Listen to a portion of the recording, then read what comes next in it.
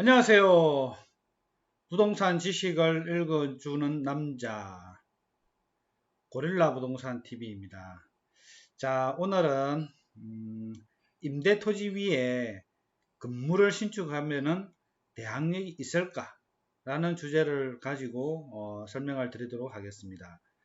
이거 보이시죠? 임대 토지 건물 신축 대항력. 조사가 없어서 그렇지만은 조사를 넣어서 다시 해보겠습니다.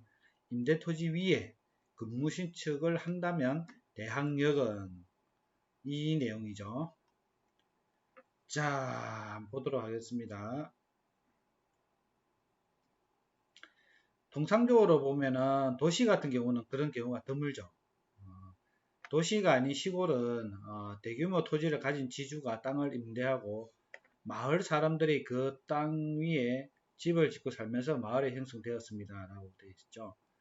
예전 이야기죠. 하지만 시골에는 아직도 이런 게 많이 남아 있습니다. 땅은 지주 땅이고 마을 사람들이 그 위에다가 집을 짓고 살고 있는 경우를 말하는 거죠. 예전부터 쭉 살아온 터전이고 시골이라 임대료도 부담 없이 살고 있었을 것입니다. 하지만 이 상태로 계속 한다면 문제가 없겠지만은 지주인 땅 주인이 토지를 다른 사람에 팔게 되면은 시골 마을 전체 영향을 받게 됩니다. 또는 지주는 지금 마을 사람들 사용하는 것에 대해서 크게 다른 의견이 없지만은 지주의 자식, 아들이나 딸들이 지주가 돌아가시고 나서 그 땅에 대해 가지고 매매를 하거나 이런 경우가 발생하게 되어 있습니다. 만일 그럴 경우에는 먼저 땅에 대한 임대료가 올라갑니다. 올라가고 통상적인 경우로 봐서는 매수한 사람이 개발 목적으로 매수를 했다고 하면은 땅을 비워달라고 하게 됩니다. 그래서 땅을 비워줘야 하는 상황이 발생하게 되죠. 통상 이럴 경우 마을 사람들은 가만히 안 있습니다.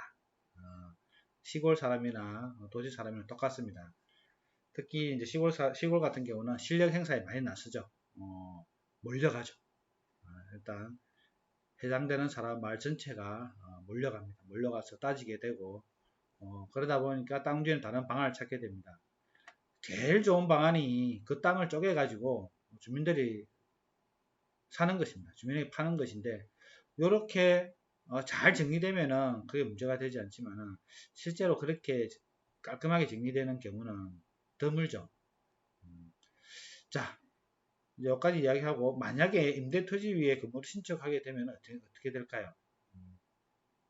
거기다가 신축 건물에 소유권 보존 등기까지 완료했을 때 대항력이 어떻게 되는지에 대해서 알아보도록 하겠습니다. 민법 내용을 보면은 토지의 주인이 변경되면은 토지 매수자에게 임차권이 승계된다고 나와 있습니다. 또한 임차인은 대항력을 가지고 있죠. 임대 토지에 등기를 하지 않아도 신축한 건물에 소유권 보존 등기를 하면 대항력이 있는 것으로 봅니다.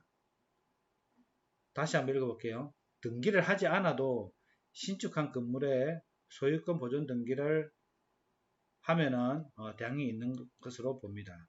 임대 토지에 하지 않고 건물의 소유권 보존 등기를 하더라도 대항력을 가지는 것으로 본다는 이야기입니다.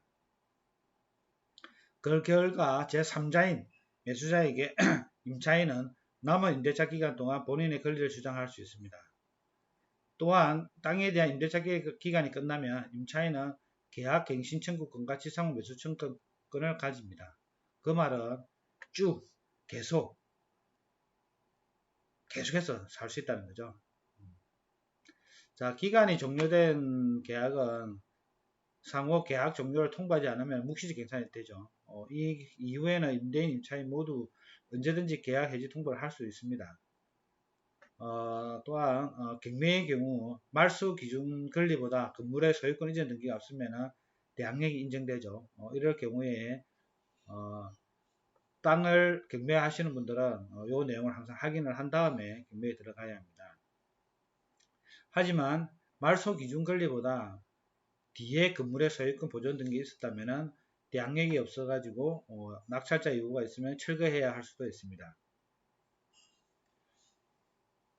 또한 경매시 후순위 토지 임차권을 가졌다면 그 위에 있는 건물은 지상권이 성립되지 않는 것이고 권리도 미성계됩니다. 자, 이상이 임대토지의 건물 신축 시 대항력에 대해서 안내해드렸습니다. 본 내용은 고릴라 부동산 블로그에 있습니다. 세부 내용을 보시고자 하시는 분은 블로그를 통해서 확인해 주시기를 바라겠습니다. 통상 여기서 끝내는데요. 제가 오늘은 예전에 또 오늘의 유머가 너무 가슴에 와닿는 게 있어가지고 보도록 하겠습니다. 그림 잘 그렸습니다. 자, 세상에서 어려운 일이 두 가지가 있는데 첫 번째가 내 생각을 남의 머리에 넣는 일이고 두 번째가 남의 돈을 내 주머니에 넣는 일이고 첫 번째 일을 하는 사람은 우리가 선생님이라고 부릅니다. 내 생각은 남의 머리에 넣는 일을 하는 사람을 선생님이라고 부릅니다. 두 번째 일을 하는 사람은 사장님이라고 부릅니다. 남의 돈을 내 주머니에 넣는 일. 어렵습니다.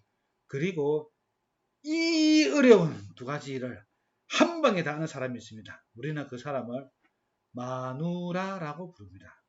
동감이 갑니다. 동감이 가고 밑에 말은 더 동감이 갑니다. 선생님에게 대드는 것은 배우기 싫다는 것이고 사장님에게 대드는 것은 더 이상 돈 벌기 싫다는 것입니다. 하지만 이 두 가지를 다 할 수 있는 마누라에게 대드는 것은 살기 싫다는 것입니다.